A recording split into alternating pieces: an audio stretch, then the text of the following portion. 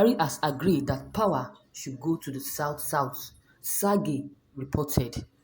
President Muhammadu Buhari has reportedly agreed that power should return to the Southern Protectorate at the completion of his second term in 2023. The chairman of the Presidential Advisory Committee Against Corruption, Professor Iche Sage, made this known in an interview. Mr. Sagi stated this while reacting to the resolution of the Northern Elders Forum, led by Professor Ango Abdullahi, that the Northern Protectorate will retain power at the expiration of the president's tenure. The NEF is not the only group clamoring for power to remain in the North.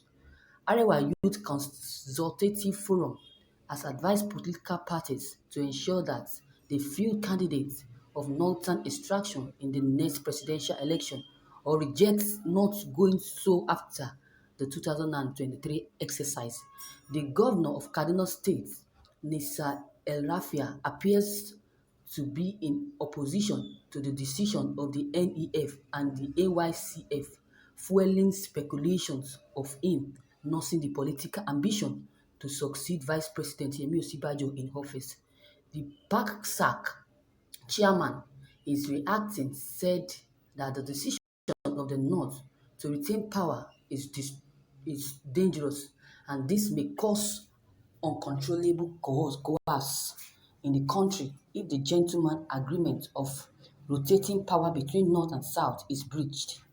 This is their mentality, and this group of elders is there in the North, and they are arrogant and totally conquered in their self-worship of their power and authority, and so on and so on. Mr. Saga said, they don't care what happens to this country. It is a very dangerous proposition to say that presidency will not come to the South after 8 years of it being in the North. This country has always had this North-South problem. We call it the national question, which has so many aspects. This is one of them. There is already a gentleman agreement that for now there should be a rotation between North and South.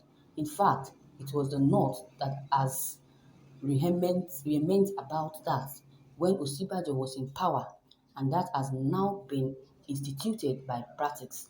And if any man tries to break it, it can have consequences that could be uncontrollable. I don't want these northern elders in this to think that they are so powerful that others will still stay pensive and submission, and they will not break this understanding for relationship of peoples of the country. Luckily, as far as I know, they don't have support in the population. My impression of them is that they are isolated, and their arrogance, they have cut themselves off from the